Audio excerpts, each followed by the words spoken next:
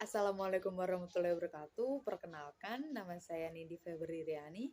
Saya merupakan mahasiswa Universitas Mercubuana, Fakultas Ekonomi Bisnis, jurusan Manajemen, NIM 431211100058. Di sini saya akan mempresentasikan materi mengenai kepariwisataan untuk memenuhi tugas akhir atau ujian akhir semester mata kuliah Manajemen Pariwisata dengan Bapak dosen pengampu Bapak Hamdan Sarjana Ekonomi Magister Manajemen yang terhormat.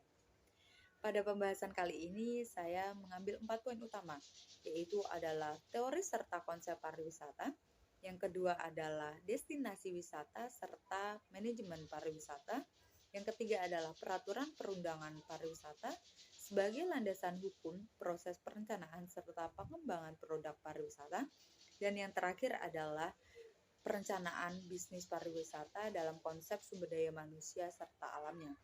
Oke, langsung saja kita akan membahas poin pertama, yaitu teori serta konsep pariwisata. Wisata makin meningkat jika dibandingkan dengan dahulu. Semua lapisan masyarakat, baik lapisan atas, menengah, bahkan lapisan bawah butuh akan wisata. Wisata yang dilakukan masyarakat disesuaikan dengan kemampuan masing-masing. Ada beberapa istilah yang menggambarkan wisata. Di antaranya adalah excursion, trip, journey, and picnic. Excursion jarang sekali digunakan di Indonesia, yang biasanya adalah piknik atau juga tour. Pariwisata adalah perjalanan ke berbagai tempat dengan tujuan untuk penyegaran atau refreshing, baik fisik maupun fisis, atau hanya sekedar bersenang-senang atau pleasure agar dapat berkreasi kembali. Kemudian kepariwisataan adalah segala sesuatu yang berhubungan dengan wisata, termasuk pengusahaan objek dan daya tarik wisata serta usaha-usaha yang terkait. Pariwisata kini menjadi suatu industri, di mana dalam pengelolaannya kini lebih dioptimalkan guna mendapatkan keuntungan komersial. Industri pariwisata adalah usaha bidang pariwisata seperti hotel, biro perjalanan, dan contohnya adalah pariwisata berkembang cukup pesat. Beberapa tempat wisata yang telah menjadi industri wisata yaitu Pulau Dewata, Anyer, Danau Toba, Pangandaran, Borobudur, dan lain-lain. Telah dilengkapi dengan fasilitas-fasilitas seperti hotel serta biro perjalanan. Pariwisata bisa disebut juga sebagai serangkaian kegiatan perjalanan yang dilakukan oleh perorangan atau kelompok dari tempat tinggal asalnya ke berbagai tempat lain dengan tujuan melakukan kunjungan wisata dan bukan untuk bekerja atau mencari penghasilan di tempat tujuan. Kunjungan yang dimaksudkan adalah bersifat sementara dan pada waktunya akan kembali ke tempat tinggal semula. Hal tersebut memiliki dua elemen penting, yaitu perjalanan itu sendiri dan tempat tinggal sementara di tempat tujuan, dengan berbagai aktivitas wisatanya. Berdasarkan uraian tersebut memiliki pengertian bahwa tidak semua orang melakukan perjalanan dari suatu tempat ke tempat lain, termasuk kegiatan wisata. Perjalanan rutin seseorang ke tempat bekerja, walaupun mungkin cukup jauh dari segi jarak tempuh, bukan termasuk kategori wisatawan. Ataupun dengan kata lain, kegiatan pariwisata adalah kegiatan bersenang-senang atau leisure yang mengeluarkan uang untuk melakukan tindakan konsumtif. Pariwisata juga dapat disebut konsep yang sangat multidimensional. Untuk topik selanjutnya, kita akan membahas destinasi pariwisata serta manajemen destinasi pariwisata. Ini akan memberikan informasi destinasi wisata kepada para wisatawan, sehingga manfaat buat suatu daerah destinasi wisata antara lain adalah satu, tempat wisata tersebut menjadi semakin terkenal. Yang kedua adalah daerah tersebut masuk dalam rencana daftar tujuan para wisatawan. Dan kemudian adalah meningkatnya penghasilan para sopir angkutan umum dan angkutan khusus untuk disewakan. Wisata, di mana dimensi manajemen berkenaan dengan bagaimana menerapkan prinsip-prinsip manajemen untuk mengimplementasikan suatu kebijakan. Dimensi ini memusatkan perhatian pada bagaimana melaksanakan apa yang telah diputuskan melalui prinsip-prinsip tertentu. Menurut Mary Parker Fowl dalam Yeremias 2004, nomor 91, manajemen sebagai suatu proses pencapaian hasil melalui orang lain. Definisi tersebut mengandung elemen penting, yaitu adalah manajemen adalah suatu proses kerjasama yang mengandalkan sinergi. Kemudian yang kedua adalah proses tersebut dilakukan antara orang-orang yang dipimpin oleh seseorang yang berfungsi sebagai manajer atau pemimpin. Dan ketiga adalah kerjasama tersebut dituntun oleh prinsip-prinsip tertentu yang telah teruji keterandalannya. Dengan demikian, manajemen adalah proses pengelolaan yang dilakukan oleh sumber daya melalui tahap-tahap untuk mencapai tujuan atau pengembangan organisasi. Bila kita sandingkan manajemen dengan pariwisata menjadi manajemen pariwisata yang dapat diartikan sebagai suatu tindakan-tindakan yang dilakukan untuk mengembangkan sektor pariwisata melalui pemanfaatan sumber daya manusia seperti buah pikiran dan sumber daya lainnya seperti teknologi dalam bidang pariwisata. Kepariwisataan diatur dan dilindungi dengan undang-undang. Perkembangan kepariwisataan dunia dari tahun ke tahun menunjukkan perkembangan yang sangat pesat. Pemerintah dan pemerintah daerah, dunia usaha pariwisata, serta masyarakat khususnya Indonesia berkewajiban untuk dapat menjamin agar berwisata sebagai hak setiap orang dapat ditegakkan sehingga mendukung tercapainya peningkatan harkat serta martabat manusia, peningkatan kesejahteraan, serta persahabatan antar bangsa dalam rangka mewujudkan perdamaian dunia. Namun, pembangunan kepariwisataan harus tetap memperhatikan jumlah penduduk. Jumlah penduduk akan menjadi salah satu modal utama dalam pembangunan kepariwisataan pada masa sekarang maupun masa yang akan datang. Karena memiliki fungsi ganda di samping sebagai aset sumber daya manusia juga berfungsi sebagai sumber potensi wisatawan Nusantara.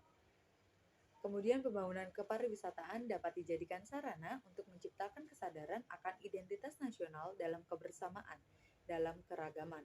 Pembangunan kepariwisataan dikembangkan dengan pendekatan pertumbuhan dan pemerataan ekonomi untuk kesejahteraan rakyat dan pembangunan yang berorientasi pada pembangunan wilayah, bertumpu kepada masyarakat dan bersifat memberdayakan masyarakat yang mencakupi berbagai aspek seperti sumber daya manusia, pemasaran, destinasi, ilmu, pengetahuan, serta teknologi keterkaitan lintas sektor, kerjasama antar negara, pemberdayaan usaha kecil, serta tanggung jawab dalam pemanfaatan sumber kekayaan alam dan budaya. Pembangunan kepariwisataan sebagaimana diatur dalam Undang-Undang Nomor 9 Tahun 1990 tentang kepariwisataan masih menitik beratkan pada usaha pariwisata.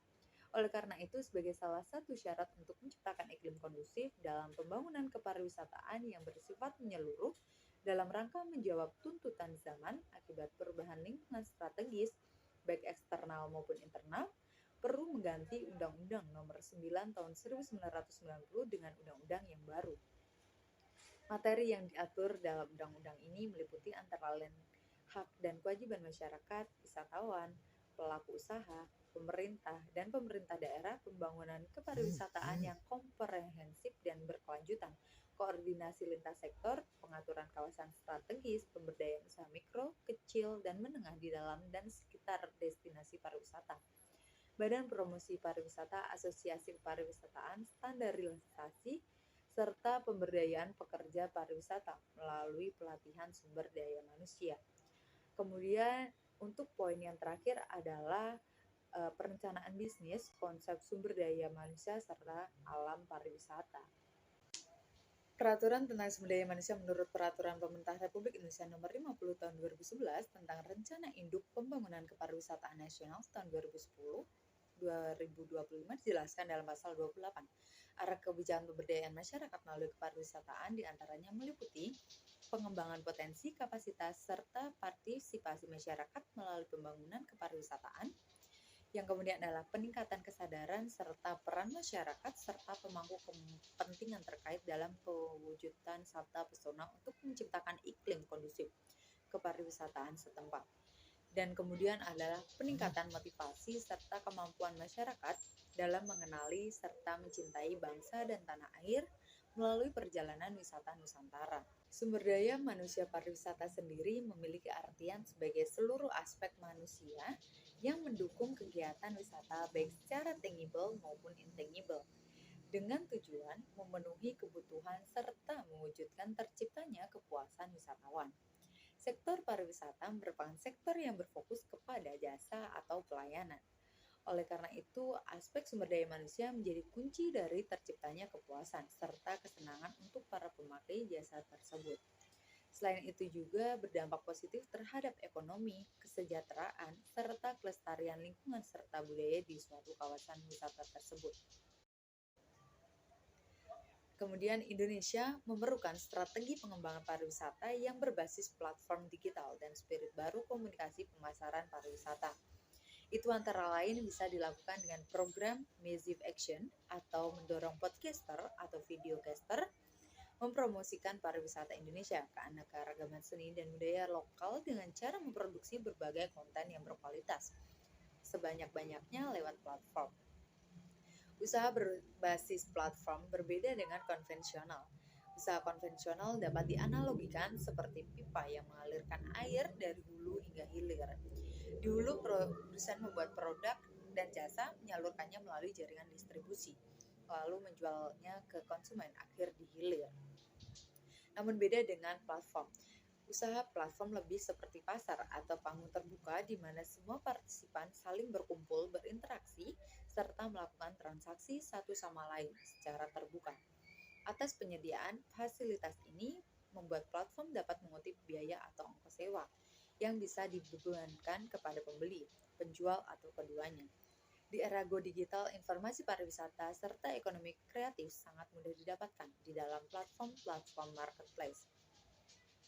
Platform saat ini menjadi semakin relevan karena bisnis berbasis platform dapat memiliki nilai yang jauh lebih tinggi daripada bisnis konvensional dalam durasi yang lebih singkat. Niscaya platform adalah fondasi dasar ekonomi digital. Indonesia memiliki potensi pariwisata serta industri kreatif yang cukup besar hampir semua bidang, seperti produk kerajinan, destinasi wisata, kuliner, budaya, serta lingkungan hidup. Di sisi lain, para praktisi pemasaran pariwisata harus memiliki kemampuan untuk memahami, menggali, serta menginformasikan berbagai potensi lokal, bahkan hiperlokal ataupun pedesaan. Pariwisata alam atau sumber daya alam pariwisata merupakan tempat pariwisata yang masih alami dan belum mengalami banyak perubahan oleh campur tangan manusia. Contohnya adalah pegunungan, pantai, bukit, serta taman nasional. Sebenarnya Indonesia sangat kaya akan sumber daya alam pariwisatanya, namun tergantung pada pemerintah serta seluruh masyarakat dalam mengelola, mengembangkan, serta melestarikannya menjadi perencanaan pariwisata yang berkelanjutan, yang tentunya akan berdampak pada ekonomi negara. Berdasarkan hal tersebut, saya dapat menyimpulkan seluruhan pengembangan di dalam sektor pariwisata akan berhasil dengan baik apabila masyarakat luas dapat lebih berdampak atau ikut serta secara aktif, agar masyarakat dapat lebih membangun dalam pembangunan kepariwisataan. Masyarakat perlu diberi pemahaman tentang apa yang dimaksud dengan pariwisata, serta manfaat dan keuntungan-keuntungan yang akan diperoleh. Di samping itu, masyarakat juga harus mengetahui hal-hal yang dapat merugikan yang diakibatkan oleh adanya pariwisata tersebut. Pembangunan di sektor kepariwisataan perlu ditingkatkan dengan cara mengembangkan dan mendayagunakan sumber-sumber serta potensi kepariwisataan nasional maupun daerah, agar dapat menjadi kegiatan ekonomi yang dapat diandalkan dalam rangka memperbesar penerimaan devisa atau pendapatan asli daerah, memperluas dan memperatakan kesempatan berusaha, serta lapangan kerja, terutama bagi masyarakat setempat. Dampak pariwisata saat ini antara lain adalah: pertama, dampak ekonomi, yaitu sebagai sumber devisa negara. Yang kedua adalah dampak sosial, yaitu sebagai penciptaan lapangan pekerjaan. Dan yang terakhir adalah dampak kebudayaan, yaitu memperkenalkan kebudayaan serta kesenian. Kemudian di samping itu, perlunya promosi pariwisata dengan mengikuti zaman teknologi yang ada, sehingga dapat dipastikan pariwisata Indonesia mampu menjadi pariwisata yang berkelanjutan. Dan di samping itu, masyarakat juga perlu diberitahu tentang peraturan perundangan pariwisata yang akan tentunya tidak akan merugikan maupun merugikan negara maupun masyarakat itu sendiri. Mungkin cukup sekian yang dapat saya sampaikan.